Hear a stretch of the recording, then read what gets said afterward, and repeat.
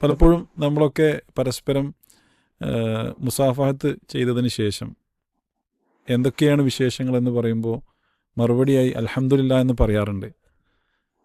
അൽഹംദുലില്ലാ എന്ന് പറയുമ്പോൾ അതിന് നബിചര്യയിൽ എന്തെങ്കിലും അങ്ങനെ ഒരു മാതൃകയുണ്ടോ എന്നാണ് ഒരു ശ്രോതാവ് ചോദിച്ചിട്ടുള്ളത്.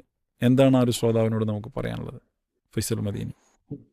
തീർച്ചയായിട്ടും മാതൃകയുണ്ട്. പ്രവാചകൻ സല്ലല്ലാഹു അലൈഹി വസല്ലം എന്ന ആ വിഷയവുമായി ബന്ധപ്പെട്ട് ധാരാളം സംഭവങ്ങൾ റിപ്പോർട്ട് ചെയ്തതായിട്ട് നമുക്ക് കാണാൻ സാധിക്കും. ഇമാം തൊബറാനി അദ്ദേഹത്തിന്റെ മൂജമുൽ കബീറിലൊക്കെ റിപ്പോർട്ട് ചെയ്യുന്ന ഹദീസുകൾ, അവിടെ പ്രവാചകൻ സല്ലല്ലാഹു അലൈഹി വസല്ലമ ഒരാളോട് ഇങ്ങനെ കൈഫ അസ്ബഹ്ത യാ ഫുലാൻ, എന്താണ്, എങ്ങനെയാണ് നേരം പുലർന്നത്, എന്താണ് നിങ്ങളുടെ അവസ്ഥ എന്ന് ചോദിക്കുന്ന സമയത്ത് അഹ്മദുല്ലാഹി ഇലൈക് യാ റസൂലുള്ളാഹ്, അള്ളാഹുവിന്റെ റസൂലെ അൽഹംദുലില്ലാ എന്ന് പറഞ്ഞപ്പോ പ്രവാചകൻ സല്ലല്ലാഹു അലൈഹി വസല്ലമ ഹാദല്ലദി അറത്തു മിക, ഇതാണ് ഞാൻ ഇങ്ങനത്തെ ഒരു മറുപടിയാണ് നിന്നിൽ നിന്ന് പ്രതീക്ഷിച്ചത് എന്ന് പ്രവാചകൻ സല്ലല്ലാഹു അലൈഹി വസല്ലമ പറഞ്ഞതായിട്ട് നമുക്ക് ഹദീസിൽ കാണാൻ സാധിക്കും. ഈ ഹദീസിനെ അൽബാനി ഹസനാക്കിയതായിട്ട് പിന്നെ അദ്ദേഹത്തിന്റെ സ്വഹീഹയിൽ ഉദ്ധരിച്ചതായിട്ട് നമുക്ക് കാണാൻ സാധിക്കും. അതുപോലെ തന്നെ ഈ വിഷയവുമായി ബന്ധപ്പെട്ടിട്ട് പിന്നെ ഇമാം ബുഖാരി അദ്ദേഹത്തിന്റെ അദബുൽ മുഫ്രദ് പരിശോധിച്ചാൽ അവിടെയൊക്കെ നമുക്ക് ധാരാളം ഹദീസുകൾ ഈ വിഷയവുമായി ബന്ധപ്പെട്ട് കാണാൻ സാധിക്കും. മുവത്തയിൽ ഇമാം മാലിക് ഒക്കെ റിപ്പോർട്ട് ചെയ്തിട്ടുണ്ട്.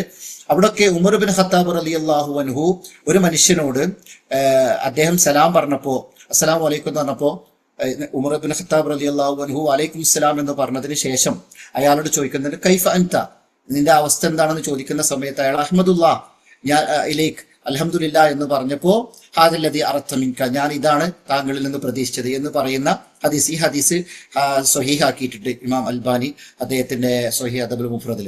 അപ്പൊ ഇങ്ങനെ ഒരുപാട് ഹദീസുകൾ ഈ വിഷയവുമായി ബന്ധപ്പെട്ട് നമുക്ക് സ്വഹീഹായ ഹദീസുകൾ തന്നെ പ്രമാണങ്ങളിൽ കാണാൻ സാധിക്കും.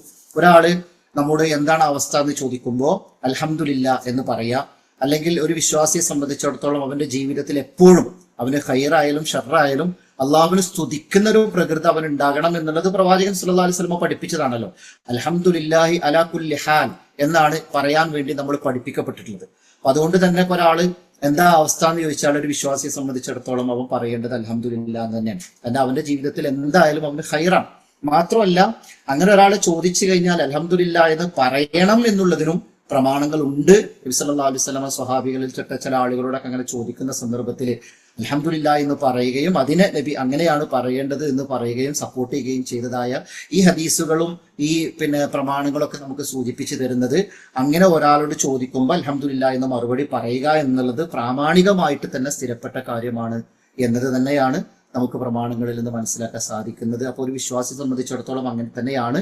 അത് പിന്നെ ഹദീസിൽ വന്നിട്ടില്ലെങ്കിൽ പോലും നമ്മൾ ഒരു വിശ്വാസി എന്നുള്ള നിലക്ക് തന്നെ നമ്മുടെ ജീവിതത്തിൽ അങ്ങനെയാണല്ലോ, ഖൈറായാലും ഷർറായാലും അള്ളാഹനെ സ്തുതിക്കുകയും അള്ളാഹുവിനെ വരമേൽപ്പിച്ചുകൊണ്ട് അതിൽ തൃപ്തി അടഞ്ഞുകൊണ്ട് ജീവിക്കുകയും ചെയ്യുക എന്നുള്ളതാണ് ഒരു വിശ്വാസിയുടെ ജീവിതത്തിൽ എപ്പോഴും ഉണ്ടാവേണ്ടത് എന്നുള്ളതും നമ്മൾ മനസ്സിലാക്കേണ്ട ഒരു വിഷയമാണെന്നുള്ളതും സാന്ദർഭികമായി സൂചിപ്പിക്കേണ്ടത്. ഇതാണ് അതുമായി ബന്ധപ്പെട്ടിട്ട് സൂചിപ്പിക്കാനുള്ളത്. വല്ലാഹു തആല ആലം.